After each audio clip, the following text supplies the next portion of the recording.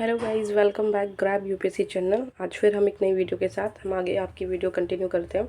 और ये हमने इससे पहले आपको दक्षिण भारत की नदियाँ बता दिया था जो कि खंबात की खाड़ी में गिरती थी। अब हम बताएंगे अरब सागर में गिरने वाली पश्चिमी तट की नदियाँ हैं जो कौन कौन सी हैं जो अरब सागर में गिरती है। तो ठीक है, ये हमारा एक मैप बना हुआ है। ठीक है, मैप दिखा दें।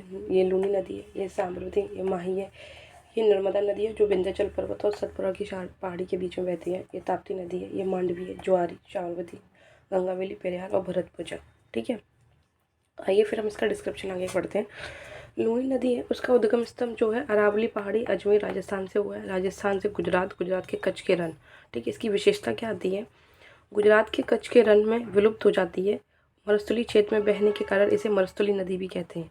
तो ये एकमात्र नदी है जो कि राजस्थान से निकलती है। अरावली पहाड़ी है अजमेर में, वहाँ से निकलती है और उसके बाद ये गुजरात में जाती है। गुजरात के कच्छ के रण में ही ये विलुप्त हो जाती है। ठीक है, उसके बाद हम आ जाते हैं साबरमती नदी। साबरमती नदी, इसका उद्गम स्थल उदयपुर जिले में अरावली पर्वत श्रृंखला, राजस्थान से, बहाव क्षेत्र राजस्थान, गुजरात, खंबात की खाड़ी है। ठीक है, पहले तो मतलब राजस्थान से ये निकलती है, इसका उद्गम स्थल है जहाँ अरावली पर्वत श्रृंखला वहाँ से, और उदयपुर जिले में। तो राजस्थान से गुजरात में, वही गुजरात से खंबात की खाड़ी में गिर जाती है पश्चिमी नदी, लेकिन ये खंबात की खाड़ी में बहती है, मतलब गिरती है जाके। विशेषता है अहमदाबाद और गांधीनगर साबरमती नदी के तट पर है।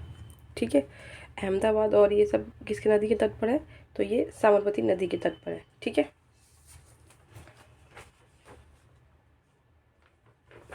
फिर आइए नेक्स्ट टॉपिक। फिर आए माही नदी। माही नदी जो है उद्गम स्थल है विंध्याचल पर्वत श्रेणी है। ठीक है, इसका उद्गम स्थल विंध्याचल पर्वत श्रेणी से हुआ है और मध्य प्रदेश में जो होते हैं। बहाव क्षेत्र मध्य प्रदेश, राजस्थान, गुजरात और खंबात की खाड़ी।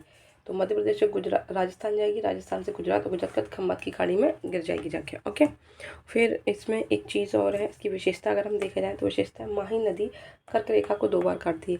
तो एग्जाम में मोस्टली क्वेश्चन पूछा जाता है कर्क नदी कौन सी नदी जो कर्क रेखा को 2 बार काटती है। तो आप बता सकते हो कि माही नदी जो है वो कर्क रेखा को 2 बार काटती है। नर्मदा जो है, नर्मदा नर्मदा का उद्गम स्थल अमरकंटक पहाड़ी के पश्चिमी ढाल एमपी में। ठीक है, नर्मदा मैंने आपको मैप में जैसे कि दिखाया था। बहाव क्षेत्र मध्य प्रदेश, महाराष्ट्र, गुजरात, खंबात की खाड़ी। तो पहले एमपी में इसका उद्गम स्थल है अमरकंटक पहाड़ी से। महाराष्ट्र में ये 87% बहती है, गुजरात में 1.5% बहती है, खंबात की खाड़ी में 11.5%। ठीक है, और विशेषता इसकी क्या है? ये एमपी की जीवन धारा है। ठीक है, जीवन धारा भ्रंश घाटी से होकर बहती है, ज्वारन द्वीप, दीपमुख एस्चुरी का निर्माण करती है, विंध्य और सतपुड़ा पर्वत की श्रेणियों के मध्य बहती है। मैंने आपको बताया था ना कि यहाँ पे ये सतपुड़ा पहाड़ी था और ये नीचे यहाँ बताया था हमने नीचे आपको, और ये विंध्य पर्वत की पहाड़ी थी। ऊपर विंध्य पर्वत और सतपुड़ा की पहाड़ी के मध्य बहती है। ठीक है, नर्मदा और सोन नदियाँ जो एक ही स्थान अमरकंटक से निकलती हैं और विपरीत दिशा में बहती हैं। सोन नदी जो है और नर्मदा नदी है, दोनों ही अमरकंटक पहाड़ी से निकलती हैं और लेकिन विपरीत दिशा में बहती हैं।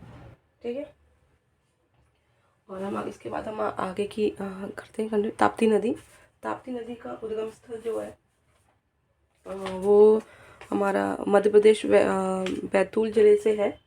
ठीक है, और बहाव क्षेत्र जो है महाराष्ट्र है। महाराष्ट्र से गुजरात, गुजरात से खंबात की खाड़ी। ठीक है, तो इसकी विशेषता क्या है? विशेषता ये भ्रंश घाटी से होकर बहती है ताप्ती नदी भी। ठीक है, ज्वारन द्वीपों का निर्माण करती है। सूरत ताप्ती नदी के तट पर है। ठीक है, सूरत जो है ना वो ताप्ती नदी के तट पर है और ये सारी चीज़ें इनमें दिखा दिया। ठीक है, इसके बाद आपको नेक्स्ट दिखाते हैं। आइए फिर हम आपको बढ़ाते हैं मांडवी नदी। मांडवी नदी का उद्गम स्थल कर्नाटक के भीमगढ़ स्थान से है, पश्चिमी घाट। बहाव क्षेत्र कर्नाटक है, फिर गोवा है, फिर अरब सागर है। ठीक है, गोवा की राजधानी पणजी मांडवी नदी के तट पर है। ज्वारी नदी जो है गोवा और अरब सागर, गोवा से निकलती है, अरब सागर में बहती है। शरावती नदी और गंगावेली कर्नाटक से हैं और अरब सागर में गिर जाती हैं। पेरियार नदी जो है वो केरल है और अरब सागर में गिर जाती है। भरतपुजा नदी तमिलनाडु में निकलती है, केरल में जाती है, फिर अरब सागर में गिर जाती है। तो ये सारी जो थी हमारी अरब सागर में गिरने वाली नदियों के नाम थे और मैंने आपको एक्सप्लेन कर दिया। अगर कोई टॉपिक छूट जाता है तो मैं आपको दोबारा से करा दूँगी। आई होप कि आपको ये वीडियो बहुत अच्छा लगा हो। लाइक करें, शेयर करें, चैनल को सब्सक्राइब करें, बेल आइकन को हिट करना ना भूलें। Thank you so much guys.